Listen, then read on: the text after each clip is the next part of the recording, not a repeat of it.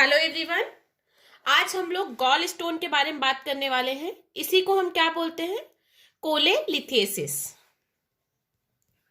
कोलेलिथिएसिस। तो यहाँ पे कोले मीन्स क्या हो जाता है? बाइल। लीथ मतलब स्टोन। एसिस मतलब फॉर्मेशन। मतलब क्या हो गया? बाइल स्टोन का फॉर्मेशन। इसी को हम क्या बोलते हैं? गॉल स्टोन, या फिर हम बोल सकते हैं गॉल ब्लैडर का स्टोन।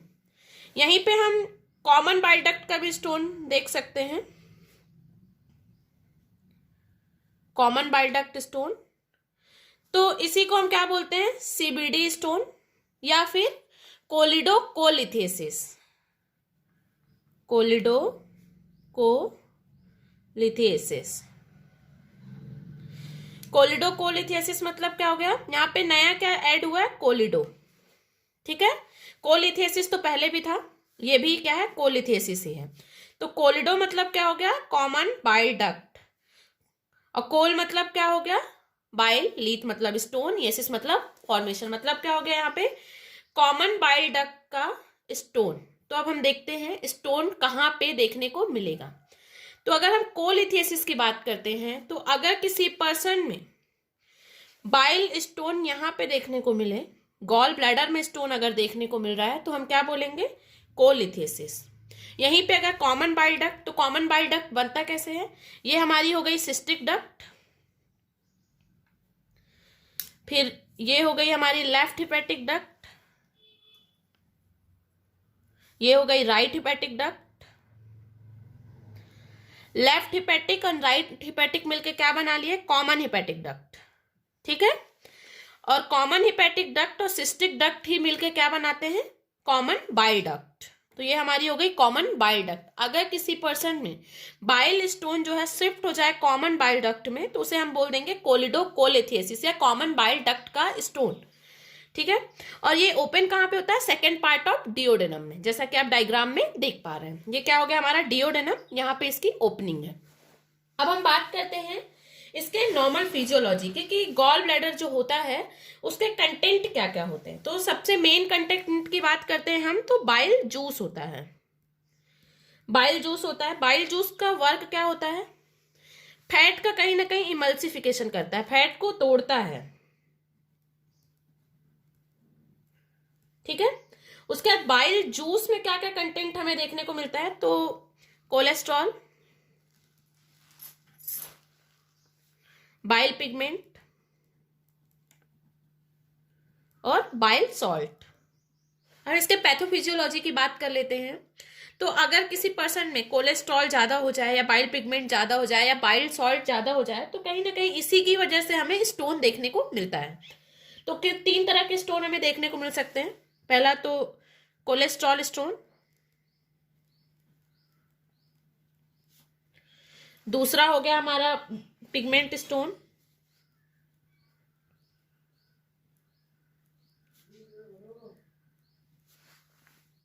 तीसरा हो गया मिक्स्ड स्टोन।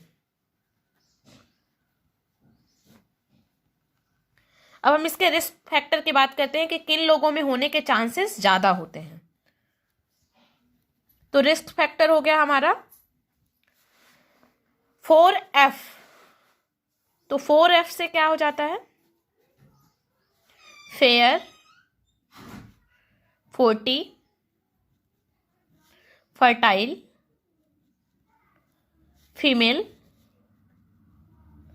इसको ना हम 6F से भी याद कर सकते हैं, जैसे फैमिली हिस्ट्री भी पॉजिटिव होती है।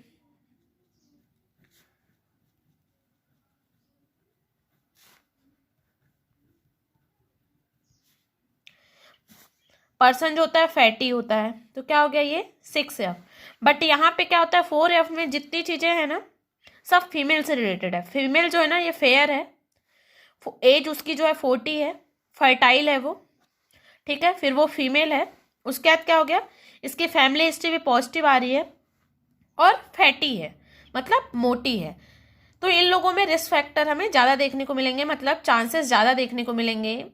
ऑलमोस्ट जो केसेस होते हैं ना गॉल स्टोन के, वो वुमेन में ज़्यादा चांसेस होते हैं। वो में वैसी वुमेन जो फर्टाइल हो, 40 की जिनकी एज हो, फेयर हो, जिनका कॉम्प्लेक्शन उसके बाद और कौन कौन से प्रेजेंटेशन देखने को मिलेंगे? अब वुमेन से ही हम याद करने के लिए और क्या कर सकते हैं कि वुमेन है तो ऑब्वियसली बर्थ कंट्रोल पिल्स लेगी, तो जो लोग बर्थ कंट्रोल पिल्स लेते हैं उनमें भी चांसेस ज़्यादा देखने को मिलते हैं हमें। प्रेगनेंसी के टाइम में भी चांसेस ज़्यादा होते हैं बाइल स्टोन के। उसके बाद ओबेस लोगों में भी चांसेस होते हैं, जो ओबेस होते हैं। डायबिटीज़ मेलाइटस जिनको हो उनको भी चांसेस बढ़ जाते हैं। उसके बाद लीवर डिसीज से अगर कोई सफ़र कर रहा है तो ऐसे पर्सन में भी कहीं ना कहीं हमें गॉल स्टोन देखने के चांसेस ज़्यादा देखने को मिलते हैं। उसके बाद इसके पर्सन में हमें क्या देखने को मिलता है? सडन वेट लॉस हुआ हो।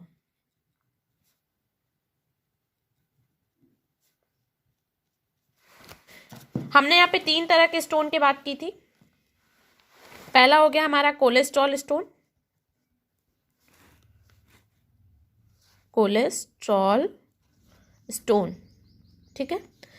तो सबसे कॉमनेस्ट स्टोन यही होता है, 70 से 80% केसेस में हमें कोलेस्ट्रॉल स्टोन ही देखने को मिलता है, ठीक है। ये कैसे होते हैं? अगर प्योर कोलेस्ट्रॉल से बना हुआ है स्टोन, क्या है? प्योर कोलेस्ट्रॉल से अगर स्टोन बना हुआ है तो वो रेडियो लूसेंट होगा। लूसेंट मतलब क्या हो गया? हमें दिखेगा नहीं, ठीक है, रेडियो लूसेंट होगा। वही कोलेस्ट्रॉल के साथ कैल्शियम कार्बोनेट मिला हो तो क्या होगा? रेडियो ओपेक होगा। ओपेक हो गया मतलब क्या हो गया? हमें दिखेगा ये। जब हम यूएसजी वगैरह करते हैं तो स्टोन हमें दिखाई देगा, ठीक है। उसके बाद इसका कलर कैसा देखने को मिल सकता है हमें? लाइट येलो से डार्क ग्रीन तक हो सकता है इसका कलर, ब्राउन से चॉक वाइट तक हमें इसका कलर देखने को मिल सकता है। और ये स्टोन जो होता है, कोलेस्ट्रॉल स्टोन जो होता है ना, यूजुअली ओवल शेप का होता है, ठीक है। सॉलिटरी होता है, मतलब सिंगल देखने को मिलता है हमें। और इसका साइज क्या होता है? 2 से 3 सेंटीमीटर का होता है। ये 2 से 3 सेंटीमीटर साइज होता है, सिंगल होता है एंड ओवल शेप का होता है। अब हम सेकेंड टाइप की बात करते हैं, तो पिगमेंटेड स्टोन, जो पिगमेंट की वजह से, बाइल पिगमेंट जो होते हैं उनकी वजह से अगर कोई स्टोन फॉर्म हुआ तो क्या हो गया? पिगमेंट स्टोन हो गया। तो इसका कॉज क्या होता है? Conjugated bilirubin and unconjugated bilirubin की वजह से कहीं ना कहीं हमें ये देखने को मिलता है। Conjugated bilirubin, unconjugated. कॉन्जुगेटेड कितना? 99%, अनकॉन्जुगेटेड 1%। तो ये पिगमेंट स्टोन जो होते हैं ना, वो ब्लैक कलर के देखने को मिलते हैं, ठीक है। स्मॉल होते हैं, छोटे होते हैं साइज में, और क्या होते हैं? न्यूमरस, बहुत सारे संख्या में, मतलब स्टोन जो है ना काफी ज्यादा नंबर होते हैं स्टोन के, ठीक है, लेकिन साइज क्या है? कम है। अब हम मिक्स्ड स्टोन की बात कर लेते हैं। मिक्स्ड स्टोन में क्या देखने को मिलता है कि कोलेस्ट्रॉल और पिगमेंट दोनों से मिलकर के जो स्टोन बना हुआ हो तो वो क्या हो गया? Mixed stone. मतलब उसमें कहीं ना कहीं कोलेस्ट्रॉल से रिलेटेड गुण भी देखने को मिलेंगे एंड पिगमेंट के भी सिम्टम देखने को मिलेंगे, तो वो हो गया मिक्स्ड स्टोन। तो यहाँ पे क्या होता है कि रेडियो ओपेक होगा सबसे पहले, तो मतलब हमें ये दिखाई देंगे, ठीक है। उसके बाद क्या होता है कि ये दोनों से मिलके बने हैं तो इनके जो भी सिम्टम्स होंगे ना, दोनों के कंबाइंड सिम्टम देखने को मिलता है हमें। अब हम इसके क्लिनिकल फीचर्स की बात कर लेते हैं कि पर्सन कौन कौन से सिम्टम्स के साथ क्लिनिक में हमें देखने को मिलेगा। तो ये जो होते हैं, यूजुअली जो होते हैं ना पर्सन, असिम्टोमेटिक होते हैं, मतलब बिना किसी सिम्टम के होते हैं। पर्सन को कोई सिम्टम आता ही नहीं है। 70 से 80% केसेस में लोगों को स्टोन है बट कोई भी सिम्टम्स देखने को नहीं मिलते हैं, ठीक है। इसीलिए हम इसको साइलेंट स्टोन भी बोल सकते हैं। क्यों? क्योंकि यहाँ पे कोई सिम्टम्स ही नहीं आ रहे हैं, इसलिए। उसके बाद कोलिक एब्डोमिनल पेन देखने को मिलता है। एब्डोमिनल पेन होता है, वो भी में किस साइड देखने को मिलता है? Upper right side of abdomen. जो हमारा एब्डोमेन होता है ना, उसके अपर साइड में हमें देखने को मिलता है। और नाइट के समय में कहीं ना कहीं पेन जो होता है ना ज़्यादा बढ़ जाता है। और जो ये पेन है अपर राइट साइड में देखने को मिल रहा है। फिर जो हमारी स्कैपुला होती है ना, उसका जो लोअर एंगल होता है वहां पे भी हमें पेन देखने को मिलता है, ठीक है। इसके साथ पर्सन में नोजिया एंड वोमिटिंग देखने को भी मिलता है। पर्सन में फीवर आता है, ईचिंग होती है। ईचिंग क्यों हो रही है? अब कहीं ना कहीं बाइल बढ़ेगा तो पर्सन में ईचिंग देखने को मिलती है, प्लूराइटिस देखने को मिलता है, और जॉन्डिस के भी सिम्टम्स देखने को मिलेंगे हमें। पर्सन की स्किन येलो पड़ जाएगी, यूरिन भी येलो हो जाएगा, ऐसे प्रेजेंटेशन देखने को मिलेंगे। अब हम इसके इन्वेस्टिगेशन की बात कर लेते हैं कि पर्सन में हम कौन से इन्वेस्टिगेशन करा सकते हैं। इन्वेस्टिगेशन तो यहाँ पे जो होता है ना, हमें मर्फी साइन देखने को मिलता है,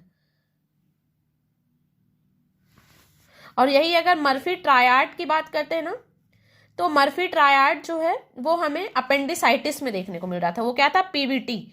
मैंने प्रीवियस लेक्चर में डाला, आप देख सकते हैं। और यहाँ पे क्या देखने को मिल रहा है? Murphy sign. ये एक फिजिकल एग्जामिनेशन है और अपर एब्डोमेन में पर्सन को पेन होता है। जब डॉक्टर चेक करता है पेशेंट को, पैल्पेट करता है, उस समय में हमें पेन देखने को मिलता है। ठीक।